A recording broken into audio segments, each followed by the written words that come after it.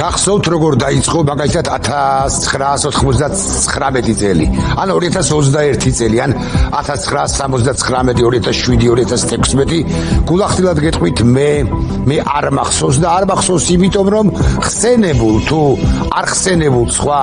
წლებში რამ გამორჩეული 1 იანვარს 2 იანვარს 3 იანვარს რამ უაღრესად საინტერესო მსოფლიო მასშტაბისა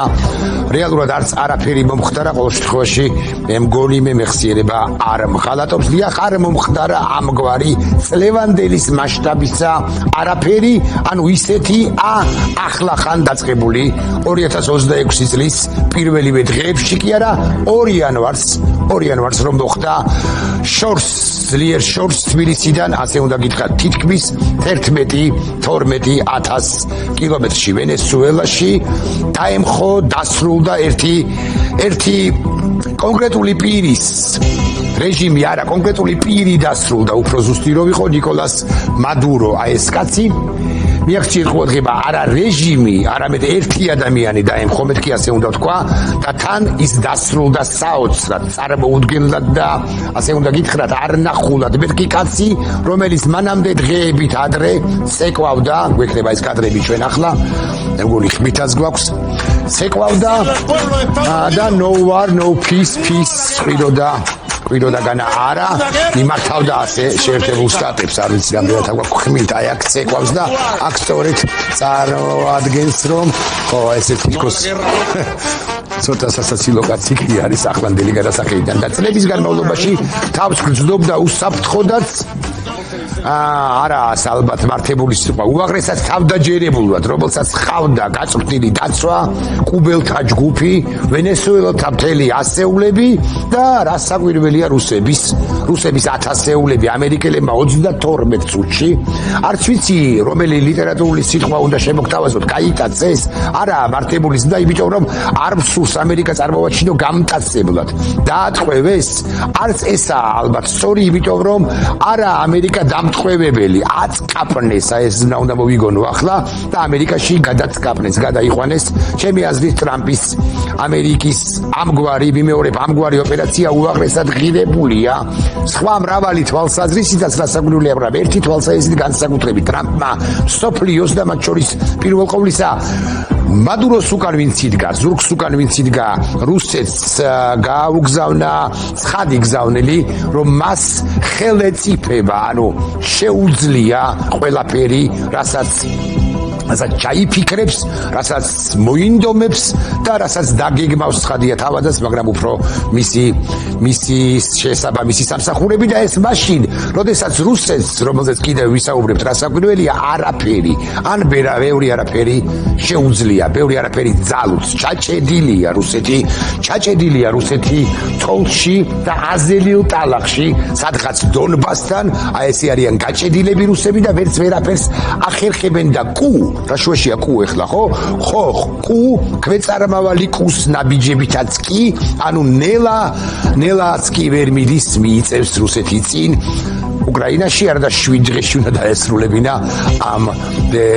საზისგარ ქვეყანას ოპერაცია სპეციალური სამხედრო ოპერაცია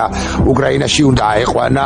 ზელენსკი უნდა მოეხდინა რეჟიმ ჩეინჯი და ასე შემდეგ აქვე ვიტყვი რომ სრულიად აბსურდული მგონია მსჯელობანი იმაზე რომ აი მადუროს მაგალითი რაღაცა არსებობს ახლა უკვე პუტინს ხელფეხი ახსნილი პუტინი შეიპყრობს ზელენსკის თითქოს რუსეთს ანალოგები მაგალითები სჭირდებოდა ოდესმე და სჭირდება ახლა რაც საკვირველია ტყუილია რეალურად პუტინი ყველაფერს გაიღებდა ზელენსკის დასატყვევებლად ამის უნარი რომ კონდეს ხვდებით ალბათ რომ არა ლიტერატურულადაც შემიძლია თქმა ამის უნარი კი არა სხვა სიტყვის ხმარება შემიძლია უბრალოდ ახლა თქვენის ნებართვით შევიკავებ თავს ამ თემაზე კიდევ ცოტა ხანს გავხურდები თქვენის ნებართვით და ვიტყვი რომ აღარ არსებობს როგორც ასეთი მეორე მსოფლიო ომის შემდეგ ჩამოყალიბებული აღარ არსებობს დასრულებულია ჩამოყალიბებული მსოფლიო წესრიგი როცა სახელმწიფოების სცემენ პატივს ერთმანეთსაც მსოფლიო წესრიგსაც საერთაშორისო სამართალსაც და ასე შემდეგ აღარ არსებობენ ქვეყნები რომლებიც ამ წესრიგს უმრავლეს შემთხვევაში გასაკვირველია იცავენ ოღონდ დღევანდელი ამერიკის დანაშაულება ამ მხრივ ყოვლად უადგილო მგონია მე პერსონალურად უადგილოა ჯერ კიდევ 2008 წელს და რეალურად საბჭოთა კავშირის დაშლისთანავე რუსეთმა პირველმა შემოარღვია ყველაფერი და ყოველთვის შერჩებოდა აქამდე ყოველთვის შერჩებოდა ხოლმე აფხაზეთსა და დნესტრისპირეთს 90-იანებში მოხდა გენოციდი ამაზე არავინ არ საუბრობს მაგრამ სასაუბროა და აუცილებლად ისაუბრებენ ჩეჩნებისა და არავინ თქვას რომ ეს რუსეთის შიდა საქმე იყო 250 300,000 ადამიანი გახოცეს რომ ვიცოდეთ მაინც გახსოვთ ალბათ ჩეჩნეთს მოხდა ინტერვენცია საქართველოში 2008 წელს გულისხმობ მერე იყო 2014 წლის ხირიმის ამბები მერე იყო 2022 წელი და რუსეთი ყოველთვის უმრავლეს შემთხვევაში რუსეთი მკვლელი ქვეყანა უმრავლეს შემთხვევაში დაუსჯელი რჩებოდა დიახ როცა დასავლეთ ნახევარსფეროში ცოტაზე მეტად გაუბედავი ლიდერები მაგალითად ობამა და მაგალითად მაგალითად მერკელი კარგია რომ გარდახობთ ხო მერკელი იყვნენ ხოლო ევროპაში კი იყო გაუთავებელი მერკელი ობამასთან ერთად იყო ობამას ვიცე-პრეზიდენტი და შემდგომ პრეზიდენტი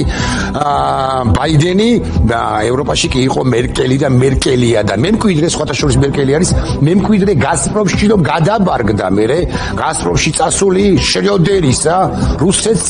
ასე რომ ამბობენ ხოლმე ხახვივით რჩებოდა ხოლმე პრაქტიკულად ყველაფერი წარმოიდგინეთ მესამედ ვახსენებ უკვე 2008-ში შემოიჭრა რუსეთი საქართველოში და 2009 წლის დასაწყისში და გვექნება ეს კადრები თუ არ ვწდები ხმით ჰილარი კლინტონმა 2009 წლის მარტია იანვარში ახალი ოვალურ კაბინეტში ახალი შესულია ხსენებული ობამა რომლის კადრიც ჩვენ გქონდა და კლინტონმა ჩვენთან დაკავშირებითაც არა ნაკლებად რეზეტის ღილაკი მოკლედ ჩაუტანა ლავროვს შვეიცარიაში დასავლეთმა მიიღო იერი რომ აქაო და არაფერი მომხდარა თავარი იყო თანამშრომლობა დასავლეთის წარმოდგენით თავარი იყო ბუნებრივი აირი თავარი იყო თანამშრომლობა თავარი იყო დეიზოლაცია და თანამშრომლობა რუსეთთან და რაც უფრო დაუსჯელი იყო იმ ხანად შედარებით სუსტი პუტინი მით უფრო თამამდებოდა რუსეთი ზოგადად და კონკრეტულად რუსეთის პრეზიდენტი რამნიშნულობა აქვს რომელი მედვედევი რომელი პრეზიდენტი ეგ იყო ლოთი იყო მაშინაც და ლოთია ახლაც კარგი მივანებოთ თავი წარსულის მიმოხილვას და ვენესუელასაც მიუბრუნდეთ და ექსტრაორდინალურ რასაკვირველია ტრამპსაც რომელსაც რასაკვირველია არ ვისავთ მეთქი ასე გეტყვით მაგრამ არ ვაფეტიშებთ უფრო სწორი სიტყვა ალბათ უბრალოდ ვამბობთ კონკრეტულად მადუროს აწკაპნა ამ უკანასკნელის ბუნკერიდან დასტურია ამ ბუნკერიდან აწკაპნა კაცისა ხო დასტურია რომ დღევანდელი ამერიკა არ არის ისეთი როგორიც იყო არის უფრო მკვეთრი შედარებით ბაიდენის ამერიკაზე მაგალითად მკვეთრი და ის მაინც უნდა ვთქვათ რომ მადუროს მოშთობით რუსეთი ძალიან უკიდურესად დასუსტდა როგორც ოკეან გაღმა რუსეთის სუსტება და ეს კარგია ყველასთვის ოკეან გაღმა ისე ზოგადად სამყაროში რაც ფრიად სასიხარულო ამბავი მგონია პერსონალურად მე უნდა იყოს ჯოჯოხეთის სახელმწიფოს ყოფილი კოლონიების საზოგადოებისათვის მეთქი ასე გეტყვით რომლებსაც შეუძლიათ რასაკვირველია ინდივიდებს გაუთავებელი მსჯელობა იმაზე რომ თურმე ამერიკას აინტერესებს მხოლოდ ნავთობი და სხვა არაფერი რომ თურმე ამერიკაც ექსპანსიონისტია რაც სასაკვირველად ხვილია რომ პრეზიდენტის მოვალეობის შემსრულებელი დელსი როდრიგესი დასატყრებებელია რომელსაც სასაკვირველი არ მიუჭირდა და საერთოდ გორია რომ არაადეკვატურია მიუხედავად იმისა რომ მოცემულ ეტაპზე თითქოს აუწყო ფეხი ამ ცვლილებებს განთავისუფლა პოლიტიკები თუმცა დაატყვევა კიდეც რამდენიმე ამაზეც ვთქვათ ორი სიტყვა რომ სჯობდა ან არ სჯობდა ოპოზიციაზე ბრძოლის დადება რომელიც სუსტია ეგ რა მაგის პასუხია თუმცა რომ გაანთავისუფლეს ოპოზიციის წარმომადგენლები ეს დასაკვირველია მისასალმებელია რომ ვენესუელის ბედი ჯერაც გაურკვეველია და ბევრი რამის ყველა შეიძლება და ასე შემდეგ მაგრამ ერთს ვერ ავუვლით როგორც ასეთი გვერდს რუსეთი ვენესუელაში ასე ვიტყვი და გლობალურად დასუსტდა უნარო კი არა კასტრირებულ ქვეყანად წარმოჩინდა გახსნილია კიდევ ერთხელ და თუ ხელფეხის უაზროდ ქნევას გააგზელებს და გააგზელებს, რასაკვირველია, მათ შორის შესაძლოა ევროპის მიმართულებითაც ეს შლეგი კაცი, შლეგია პუტინი, რასაკვირველია, მას კიდევ უფრო მძიმე, მის რუსეთს კიდევ უფრო მძიმე მარცხები ელოდება წინ, უბრალოდ ეს პერიოდი, აი ახლა როგორიც ვართ, რომელიც ხوير არის ხويا ახლა და 10 ხო თუ 11 უკაცრავად 11 ეს მძიმე პერიოდია მსოფლიოსთვის და არა მხოლოდ ჩვენთვის გადასალახი რომ ვიცოდეთ მაინც ეს პერიოდი მეთქი ვიდრე ყველაფერი დაწდება ხო ღვინო წდება ხოლმე ხო დაღვინდება ან გაირკვევა და დაალაგდება და ამაზეც გეტყვით ორ წუთში მანამდე კი 2-3 პასაჟი პირველი კვლავ ვენესუელაში ყველაფერი ცხადია არ დასრულებულა ტრამპის ამერიკა არ მიდის რეჟიმ ჩეინჯზე ახლავე არ მიდის სახმელეთო ოპერაციას არ დაუწყია ანუ არ იმეორებს იმ თუ ეს შეცდომა მაინც და მაინც თუ იყო შეცდომა ერაყში რაც მოხდა ან ავღანეთში რაც მოხდა მადუროს ნარჩენების მიმართ ნდობად წოდებული რაღაცა ნდობად წოდებული ან ნდობად უგდებავთ ესე ვიტყვი გაგრძელდება მანამ ვიდრე პირველი ისინი მეტნაკლებად კვლავ ვიტყვი ამას ადეკვატურები იქნებიან ოღონდ ადეკვატურები ჩემი აზრით არ იქნებიან რომელიღაც ეტაპზე და მეორე ვიდრე არჩევნების ჩატარებისათვის სწორი დრო არ იქნება შერჩეული მარკო რუბიო მისი ფოტო არ აქვს გამოტანილი სწორედ ამაზე ეს ძალიან გამოცდილი პოლიტიკოსი დიპლომატი ამახვილებს ყურადღებას სახელმწიფო მდივანი შეერთებული შტატებისა ვიდრე სწორი დრო არ იქნება სწორედაც რომ შერჩეული და ამერიკას ჩანს არ ჩქარობს ამ თვალსაზრისით თუმცა ეს გარდაუვალია მეთქი ამას თუ ვიტყვი ალბათ არ დამძერხავთ ოღონდ მალე ეს დროს დადგება რაც შეეხება ნავთობს უნდა ვთქვათ ისიც რომ სამომავლოდ ხსენებული ნავთობიდან შემოსავლების ნაწილი რასაკვირველია მოხმარდება ვენესუელელ ხალხსაც და ხალხს პირველ ყოვლისა ოღონდ ამერიკული კომპანიები როცა იქნება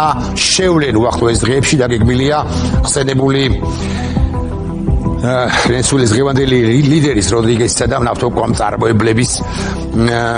შეხვედრა ამერიკის შეერთებულ შტატებში იქ მისცემენ თუ არა გარანტიებს მსხვილ მწარმოებლებს არავინ იცის მოკლედ ტრამპის შეხვედრა პრინციპში უშედეგოდ დასრულდა ამ 2 დღის წინ ანუ ექსპროპრიაცია როგორც ასეთი ანუ წართმევა ხო როგორც ასეთი არ ამერიკის შეერთებული შტატების მიერ ვენესუელის ნავთობისა არ მოხდება თუმცა აქვე ვიტყვი რომ თუ რომელიღაც ეტაპზე სრული დატვირთვით შევა ვენესუელის ნავთობი ალბათ 2-3 წელიწადში ოპტიმალურად რაც საკვირველია ნავთობის ფასი დაიწევს და რუსეთი კი ამის გამო კიდევ უფრო დასუსტდება რაც ჩვენთვის რაც საკვირველია ძალიან მნიშვნელოვანია მეორე თემა მეორე ამბავია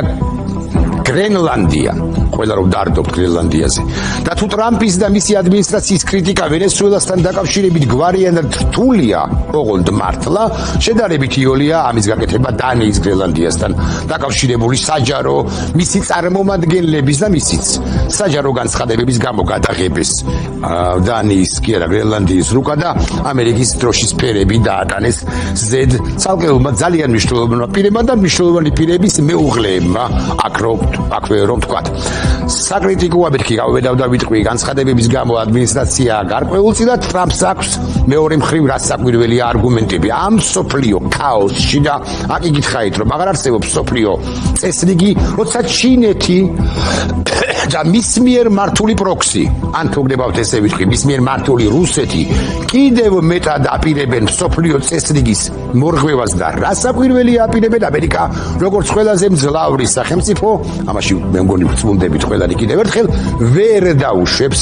გრენლანდიის კონკრეტულად შემიძლია ასე ვთქვა მაგრამ არქტიკის ათვისების პროცესში ამ ორი ქვეყნის ჩინეთისა და რუსეთის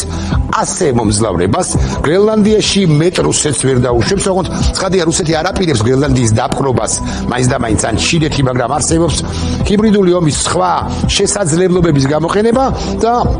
ამერიკა ამას ვერ დაუშვებს გრენლანდია ბევრი რამის გასაღებია ხო ასე უნდა ვთქვა მათ ჰიბრიდულ პოლიტიკას ვერ დაუშვებს ამ დიდრონ კუნძულზე გრენლანდიის ძვირფას მინერალებზე მათ ექსკლუზიურ წვდომასაც ვერ დაუშვებს და ასე შემდეგ და ასე მაგრამ ამავდროულად პერიოდული წიაღსვლები რომ დანიას წართმევენ ამ კუნძულს მაინც და მაინც ასე უნდა ვთქვა და ის ამერიკის შტატი გახდება გრენლანდია მეტი რუსეთი და მეტი ჩინეთი დამღუპელია მსოფლიოსათვის არაჩვეულებრივი ბანერი გაგიკეთებია. ამერიკის შტატი გახდება მთლიანად რევს ისედაც არეულ მსოფლიო უსაფრთხოების არქიტექტურას და კიდევ არა დემოკრატიული ქვეყნების ჩინეთის, რუსეთის მზარდი ამბიციები ჩემი აზრით დღის წესრიგში აყენებს ევროატლანტიკური წესრიგის მოშლის, არამედ კიდევ უფრო მეტი კონსოლიდაციის საკითხს. ანუ თუნდაც სუსტი და ევროპა სუსტია, ეს უნდა ვაღიაროთ, იმიტომ რომ ხსენებული მერკელი რამდენიმე წლის წინ რო იყო გერმანიის კანცლერი და არა მხოლოდ მერკელი, მათ მოარღვიეს ევროპის უსაფრთხოება დიდწილად. მაგრამ თუნდაც სუსტი ევროპა-ამერიკის ერთობა, ჩემი აზრით, არ და ვერ მოიშლება გრენლანდიასთან დაკავშირებით. ისინიც გრენლანდიასთან დაკავშირებითაც მოილაპარაკებენ და სხვა საკითხებთან მიმართებაშიც, ჩემი აზრით. ახლა მოусმინოთ კოკიო ნათამიშვილს, პლატფორმა 25-ის ხელმძღვანელს, ერთ-ერთ ლიდერს, რომელიც საკუთარ აზრს სწორედ გრენლანდიასთან დაკავშირებით გვიზიარებს. გლობალურმა დემოკრატიამ უნდა აჩვენოს, რომ ის არსებობს, რომ ის მოქმედებს და რომ ის ძლიერია. თუ გლობალური დემოკრატია ძლიერი არ იქნება, ის ვერც იმოქმედებს და საბოლოოდ ვერც იარსებებს. სწორედ ამ ჭრილში უნდა განვიხილოთ ამერიკის შეერთებული შტატების საგარეო პოლიტიკის პრიორიტეტები განსაკუთრებით ბოლო დღეების განმავლობაში. გრენლანდია ეს არ არის მხოლოდ რას ტერიტორიული თუ თუნდაც სამხედრო საკითხი, მას უდიდესი სტრატეგიული მნიშვნელობა აქვს ამერიკის შეერთებული შტატებისთვის. იქ უკვე ათეულობით წლებია განლაგებულია ამერიკის სამხედრო და კოსმოსური ინფრასტრუქტურა, თუმცა ამერიკელები თვლიან, რომ ეს დღევანდელი გამოწვევებისთვის უკვე საკმარისი არ არის. არქტიკის მიმართულებით საკმაოდ აქტიურები არიან ჩინეთი, რომელსაც აქვს ეგრეთ წოდებული არქტიკის აბრეშუმის გზა, ასეთი კონცეფციაც არსებობს და რუსეთი, რომელიც სამხედრო საზღვაო ძალები არიან საკმაოდ გააქტიურებულები. ჩვენ ვიცით ასევე, რომ გრენლანდიაში არის დადასტურებული მარაგები საკმაოდ დიდი კრიტიკული მინერალების და ამ კრიტიკული მინერალების 70-დან 90%-მდე ისედაც აკონტროლებს ჩინეთი, რაც უსაფრთხოებისთვის საკმაოდ დიდი გამოწვევაა. აქედან გამომდინარე, ამერიკელები თვლიან, რომ გრენლანდიაში მათი ყოფნა, მათი გავლენა უნდა გაიზარდოს. ბუნებრივია ეს შეიძლებოდა ევროპელებთან ერთად და დღესაც შეიძლება ევროპელებთან ერთად და საბოლოოდ ამ მიმართულებით განვითარდება მოვლენები, როგორც მე მგონია, თუმცა ამერიკელებს სამწუხაროდ დაკარგული აქვთ გარკვეული ნდობა ევროპელებისადმი, იმიტომ რომ მათი დამოკიდებულება უსაფრთხოების გამოწვევების მიმართ სრულიად განსხვავებული იყო, მაგალითად ევროკავშირის წამყვანი ქვეყანა გერმანია, მაშინ როდესაც პროფიციტი ჰქონდა ბიუჯეტის 60 მილიარდი ევრო 2018 წელს, თავდაცვის ხარჯებს 1%-ზე ნაკლებსაც კი იხდიდა. ამიტომ ეს მეხსიერება სამწუხაროდ არსებობს და აქედან გამომდინარეა სწორედ ამერიკელთა საკმაოდ ხისტი და აგრესიული დამოკიდებულება ევროპელების მიმართ, რაც მათ შორის მეც არ მომწონს. მე მგონია, რომ დღეს ევროპული პოლიტიკური ისტაბლიშმენტი შეცვლილია, უბრალოდ მათ მოქმედების, ასე ვთქვათ, ნაკლები შესაძლებლობები აქვთ. მთავარი, რა თქმა უნდა, არის აქ უნდა აღვნიშნოთ იმ ხალხის, ასე ვთქვათ,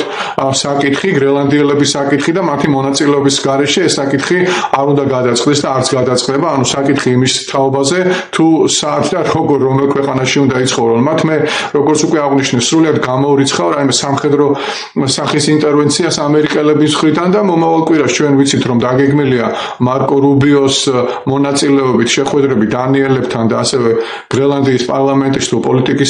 გრენლანდიელ პოლიტიკოსებთან და დარწმუნებული ვარ, რომ ამ მიმართულებით საკმაოდ კოლეგიალურ გადაწყვეტილებამდე მივლენ და ის უთანხმოებები, რომელიც არსებობს საგარეო პოლიტიკის, ასე ვთქვათ, თვალსაზრისით ამერიკელებსა და ევროპელებს შორის მნიშვნელოვანწილად და დიდწილად შემცირდება. ამერიკის კრიტიკას კი არა გინებას უმრავლეს შემთხვევაში ჩვენ მგონი ვალდებულება გვაქვს, რომ საზოგადოებას ავუხსნათ რეალურად რა ხდება. ეს არ ნიშნავს, რომ კრიტიკისაგან თავი შევიკავოთ და საერთოდ არა ვარ მომხრე, რომ რაღაცა ტაბუ დავაწესოთ კრიტიკაზე, მაგრამ ამავდროულად უნდა ავუხსნათ პირველი და მთავარი ამერიკის შეერთებული შტატების ინტერესის, სახელმწიფო ინტერესი რა არის? გოგის მადლობა უნდა გადავუხადოთ და ერთი სიტყვით უნდა ვახსენოთ ამერიკის შეერთებული შტატების სწორედაც რომ ინტერესი დიახ პარალელურად დემოკრატიის გავრცელებისა, ეს რომ ვიცოდეთ მაინც ამერიკისათვის მით უფრო დღევანდელი ამერიკისათვის პრიორიტეტულია საკუთარი ინტერესები როგორც ასეთი და მეტი ამერიკის დამკვიდრება სადაც ეს შესაძლებელია ოღონდ ეს არის ამერიკის ინტერესი ოღონდ დეკლარირებულად შტატებისათვის თითქოს მეორე ხარისხოვანია ყველა სხვა სივრცე ჩრდილო და სამხრეთ ამერიკის გარდა მე ყველაფერს ვერ გავწვდებიო ესეც კი დაახლოებით ესეც კი აქვს ნათქვამი პრეზიდენტ ტრამპს ამბობენ ამას დღევანდელ ვაშინგტონში და მოდი ვიყოთ გულახდილები მართალიცაა მყისიერად მოაგვარო ყველაფერი სხვაგან აი ესოდენ მძლავრი ამერიკისთვისაც კი ალბათ და ნამდვილად შეუძლებელია მაგალითად ახლავე ან საერთოდ გადასწვდეთ თქვა რომელი ქვეყანა ვახსენოთ მეგობრებო მითხარით მაგალითად მიგარდახეთ მაგალითად ჩრდილოეთ კორეას წარმოუდგენელია აფრიკის რიგ სახელმწიფოებში გამოასწორო ვითარება ძნელია შეუძლებელია და მივადექით ირანს სწორია ალბათ ხო ირანი თავისუფლებას უყურებს ალბათ ისე როგორც არასდროს აშშ მათ გვერდით ამერიკის შეერთებული შტატები მათ გვერდით დგას დასახმარებლად ეს სიტყვები პრეზიდენტ ტრამპს ეკუთვით მივადექით ირანს რომელზეც ცოტა ხანი რასაკვირველია უნდა შევჩერდეთ თუმცა მანამდე ერთი ვიდეო რგოლი ვიდეო ანონსი უნდა შემოგთავაზოთ რომელშიც ვენესუელაც ვახსენეთ ირანიც ვახსენეთ და უკრაინაც ვახსენეთ რომ არა უკრაინა და უკრაინის ეს გემირული ბრძოლა საზიზღარი რუსეთის წინააღმდეგ რასაკვირველია ბევრი პროცესი მსოფლიოში არ განვითარდებოდა კონტექსტი ეს კონტენტი მე დარწმუნებული ვარ მოგეწონებათ ძალიან უკიდურესად საინტერესოდ დაიწყო 2026 წელი და დამოუკიდებლად იმისა, ვინ ემხრობა პრეზიდენტ ტრამპს და ვინ არა, დაბეჭდებით უნდა ვთქვათ. შემდეგი 47 პრეზიდენტის მკვეთრმა ნაბიჯებმა სამხრეთ ამერიკაში დიქტატურ მადუროს როგორც იქნა და დასრულებამ რუსეთი ჩვენი ერთადერთი მტერი ქვეყანა ძალიან დაასუსტა. უკვე ვენესუელაში ბევრი რამ კიდევ დასალაგებელია. ბევრი საკამათო გადაწყვეტილება მისაღები ბოროტი რეჟიმის ჩეინჯი ბოლომდე კიდევ მისაყვანი არჩევნებიც რასაკვირველია ჩასატარებელია და ასე შემდეგ მაგრამ ის რაც უკვე მოხდა უთუოდ არის მისასალმებელიც და სასიცოცხლოდ მნიშვნელოვანიც და ახლა ვიკითხოთ ასე ვინ იქნება შემდეგი ბოროტების ღერძებიდან ბოროტების მხარდამჭერებიდან ირანიო იტყვიან ასე და ალბათ სწორი ბრძანება მაღალია იმის ალბათობა, რომ ირანელი ხალხის ძალისხმევით და ამერიკის ჩარევით ან ჩარევის გარეშე ახლო აღმოსავლეთის ამ ქვეყანაშიც დაეცემა რეჟიმი, ანუ ამ რეგიონშიც მეტად უფრო მორიგჯერზე დასუსტდება და დამარცხდება რუსეთი. ხო, დიდად საინტერესოდ, მართლაც საინტერესოდ დაიწყო 2026 ვენესუელა, ირანი და უკრაინა მასთან დაკავშირებითაც იფანტება ხრუბლები ევროპა ამერიკა ერთად არიან მსურველთა კოალიცია უკვე არსებობს უკრაინას უჭირდა და უჭირს მაგრამ იბრძვის და ის გადარჩენილია სტრატეგიული თვალსაზრისით არის გადარჩენილი და ამასობაში ცხადია საინტერესო ამბები ჩვენს ქვეყანაში რომელსაც უკანონო ხელისუფლებაც ხავს და ამასთან ეს უკანონო ხელისუფლება უვიციცა ყველაფერთან ერთად მსოფლიო მოვლენები რეალურად ჩვენზეც უსათუოდ აისახება გადამწყვეტი 2026 ხომ ახალი დამდგარია და უნდა ვთქვათ შემდეგი დიდი ამბები გველის წინ ალაძე როგორ უკრავს სტაჟს მიგცივეთ ყოველდღიურა ეს ეხლა რაც შეეხება ამაზე არ ვილაპარაკებთ მაგრამ მაინც ერთი ამბავი გავრცელდა ცოტა ხნის წინ უნდა გაგახაროთ მეთქი რამზან კადიროვს თირკმელებმა უმტყუნა და ასე რომ ამბობთ ხოლმე ალბათ კობზონის კონცერტზე გაემგზავრება არც უშორეულ მომავალში მეთქი უნდა გვიხაროდეს რაც საკვირველია უნდა გვიხაროდეს ახლა ირანი თუ საქართველოსთან ვენესუელამდე არის 12,000 კილომეტრი ირანამდე 12 ჯერ ნაკლები ანუ ასე რომ ამბობენ ხოლმე ირანი არის ყურის ძირში აქვე ოღონდ თქვენის ნებართვით ამ ქვეყანაზე ვიტყოდეთ ორ სიტყვას მანამდე თავარ 4 წელი ამ ქვეყანაზე ვფიქრობთ დარდობთ ჭაღარა შემოგვერია თავარ საფიქრობ უკრაინაზეც თქვათ 2 ან მეტი სიტყვა ჩანს უკვე ხსენებული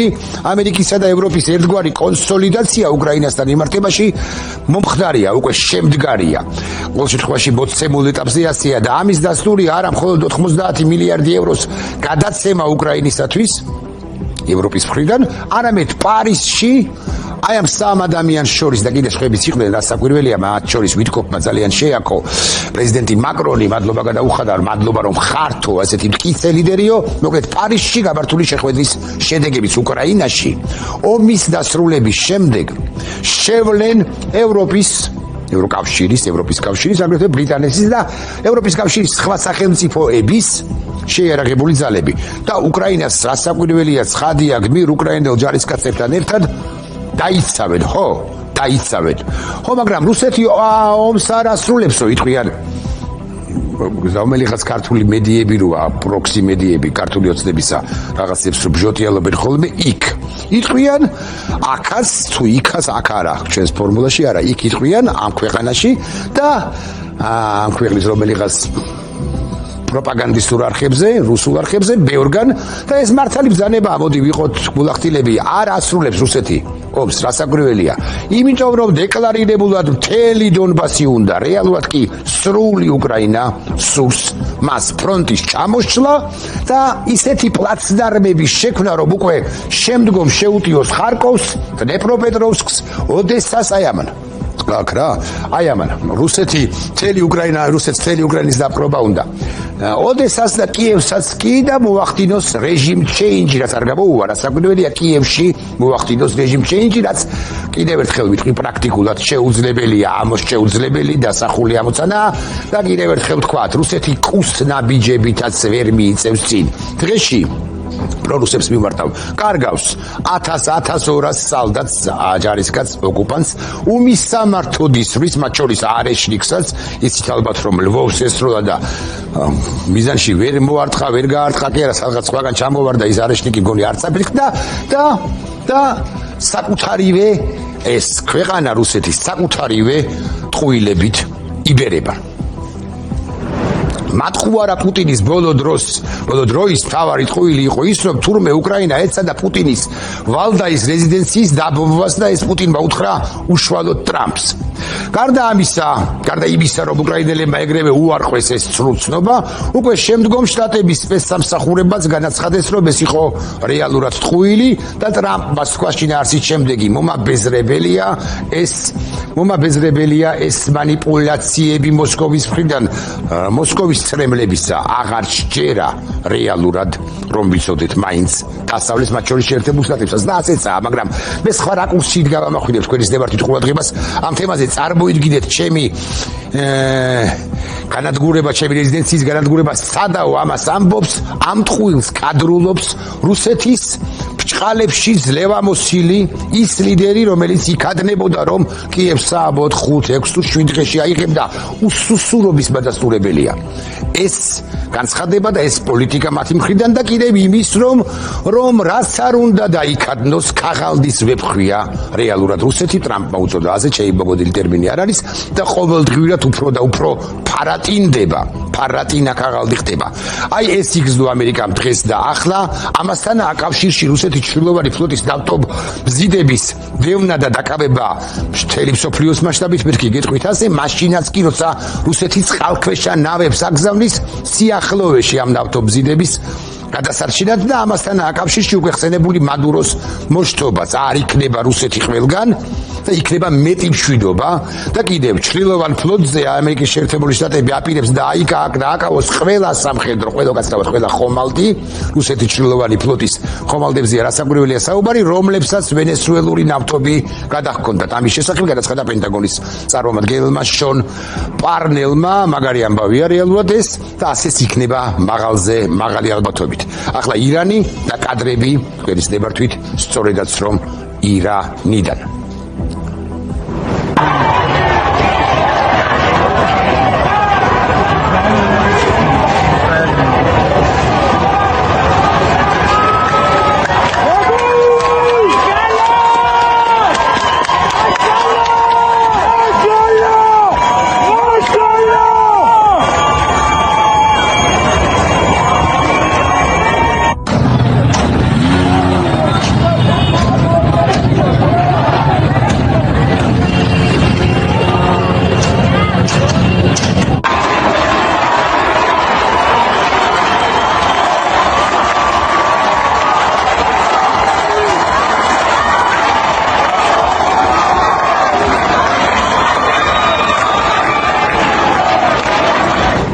უნდა გავიგოთ, რომ ახლა რეალურად დიდი ქაოსია მსოფლიოში და ახალი მსოფლიო იბადება ჩვენს თვალწინ. ირანში კი არის რეჟიმი, რომელიც ომით ცხოვრობდა და ცხოვრობს. დიახ, ირანი არ არის უბრალო და მხოლოდ ბუნებრივი რესურსებით მდიდარი ქვეყანა, რასაკვირველია მდიდარი ქვეყანაა, მაგრამ ბუნებრივი რესურსებით, მაგრამ მხოლოდ ბუნებრივი რესურსებით მდიდარი ქვეყანა არ არის. ირანი არის ბოროტების სისტემის, ღერძების ნაწილი. იმაზე მეტიც კი, ვიდრე იყო დიქტატორ მადუროს ვენესუელა.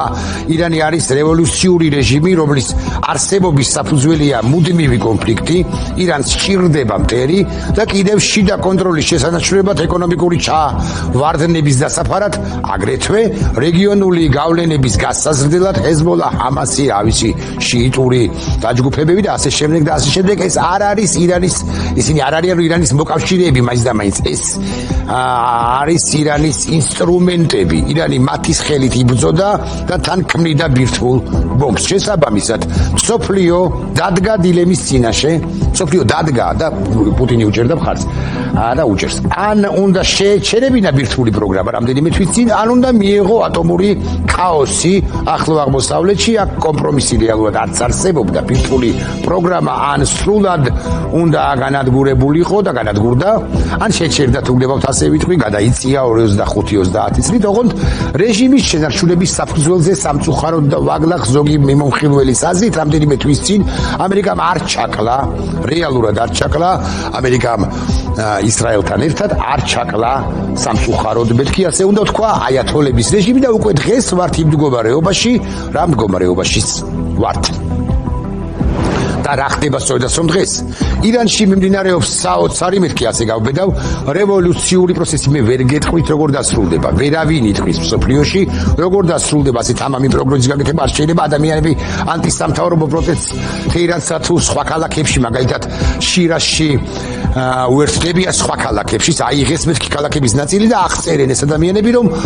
რომ ნამდვილი საომარი ზონაა მოცემულ ეტაპზე და ეს არის. არ უნდა დაგვაბიწყდეს, რომ 2000 და ვინც ის იქნება მეტი მოქალაქეს კი უკვე დახვრიტა ირანის არა ადამიანურმა რეჟიმმა. ჩემს სიცოცხლეში მსგავსი სცენები არ მინახავს ისმის სამედიცინო პერსონალის ხმა ვიდეოში, რომლის ფრაგმენტის თუ არცები გვაქვს და რომელიც გამოცემა ირან ვაიერმა გაავრცელა ხალხს თავში და კისერში ესვიან, ხო? ასე უსწორდება რეჟიმი თავისუფლებას და ტრამპის სიტყვები, ხო, გაგახსენეთ კი არა, წაგიკითხეთ და თავისუფლების მცველები არიან დღეს ადამიანები, რომლებიც ირანში გამოდიან თეირანის ცენტრში, რომ ვიცოდეთ მაინც მომიტინგეებმა აიათოლას რეჟიმის რამდენიმე სამთავრობო შენობა ცეცხლის წყალში გაახვიეს. ამასობაში ასეთ ქალაქ ბაბოლში რეჟიმის უსაფრთხოების ძალების წინააღმდეგობის მიუხედავად მოსახლეობამ აიღო პოლიციის შენობა და კიდევ უამრავი ამბავია და გაანთავისუფლა იმ ქალაქში ეგრეთ წოდებული სამართალდამცავების მიერ დაკავებული ათობით ადამიანი. პოლიციის შენობას ცეცხლი წაუგონეს, მოკლედ ამბებია დიდი. ამასობაში აიათოლასზე ვრცელდება ინფორმაცია, რომ ის გაიქცა, ან აპირებს გაქცევას. აიათოლას რეჟიმის ხელისუფლებამ თეირანში ქუჩების განათება გამორთო და სავისი მომხრეებიც კი გამოიყვანა. ხომ არ გაგონებთ ცალკეულ გადაწყვეტილებს საქართველოს დე-ფაქტო ხელისუფლებისა, თუმცა ხალხის საბრძოლო სულიო, ასე რომ ამბობენ, ძალიან მაღალია. პერიოდულად ფოიერვერკებს უშვებენ. მომიტინგეებმა გადაკეტეს მთავარი ავტომაგისტრალები და გზაჯვარედინები. ჩრდილოეთ თეირანის მაღალი კლასის მდიდრულ უბანში, ფუნაკში მოხდა ეს ყველაფერი. გამცირებული ცნობები თეირანში დემონსტრაციებზე გამოსული ხალხის რაოდენობა 200,000, არ შეიძლება მეტიც კი არის. ამასობაში